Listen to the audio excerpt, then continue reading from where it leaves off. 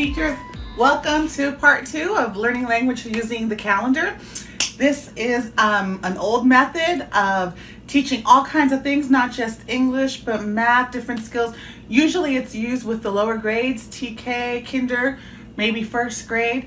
But here we're going to use it for newcomers to help with their English. Okay, so we have we're focusing on the verb is, capitals in days and months, directionality. Remember, we have some newcomers who come from places where you read this way or you read using characters, so it's a different type of skill that they need to learn, and ordinal numbers. So usually for these videos, all you need is paper and pencil or a board or something to write on, but you are going to have to make a calendar for whatever month you're in.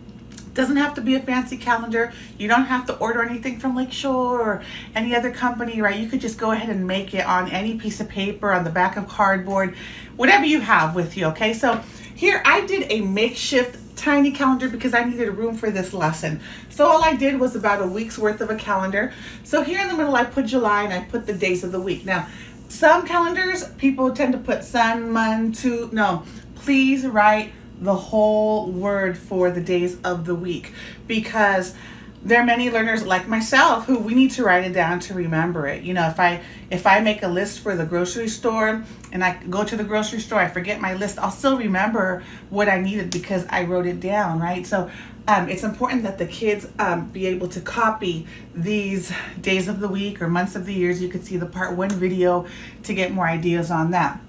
So here I just put July, I put 2020 on each side, just as filler. Do it however you want, but here I just, so we're pretending that today is Tuesday, July 7th. So the first thing you're gonna do before you write anything with the kids, before you fill in the blanks, is you're gonna go ahead and you're gonna read the calendar for the date, right? So with the kids, for you first, you're gonna say, today is, and then they repeat, today is Tuesday, July 7th. And see how I put the little TH there?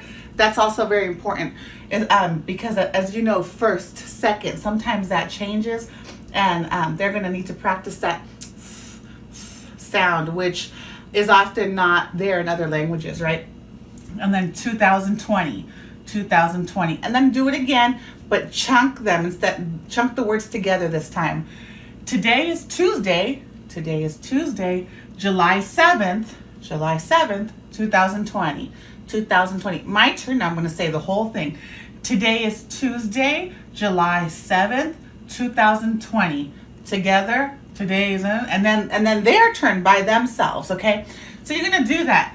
Then when you're done, you're going to go and you're going to talk about yesterday. And the key to this is not so much the dates, it's the verb is, and when it's used in the past, was, and will be for the future. So you're getting these tenses in the mix here, because the tenses are something that's very hard, and they're going to have to start hearing it as much as possible.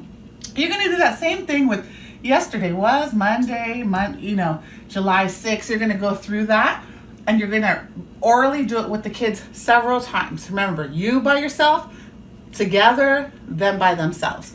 Okay, then when you're done, you can go ahead and make some sentence stems and have them fill it in. As you see, for this one, I didn't, so for this one, I left the day of the week blank and the number blank. But for here, I left the month blank and the year blank. So you could go ahead and mix it up so kids can, be on their toes. And here I left the whole thing blank because you want them to get in the habit of being able to do this on their own without the scaffold, right? And this is over time. So maybe the first time you do this, you're not going to have any blanks. They could just afterwards copy this on their own and you fill in everything. Maybe the second day you do this, maybe it could just be the day of the week that's left out. You do it according to your kids and your style.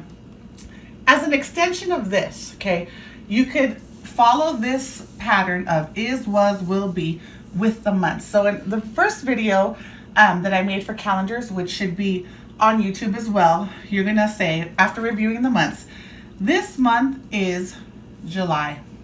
This month is July. Repeat together, then the kids. Last month was, and then it would be June, right? Next month will be August. So of course they have a list of all the months that they could refer to when filling out this chart. And then you could do the same thing with the year. This year is 2020.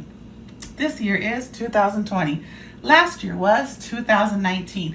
So if the kids can't, either kid or kids, depending if you're on working with a small group or individual, if they can't do this on their own, it is okay to give them the answers. So you're going to be writing this down if no one can. And then maybe the second or third or fourth day you do this, they should start to get it. Remember, you're going to do this throughout the year because this changes, the days change, the year will change. So the more they do it, the more they'll know. Okay? Thank you so much.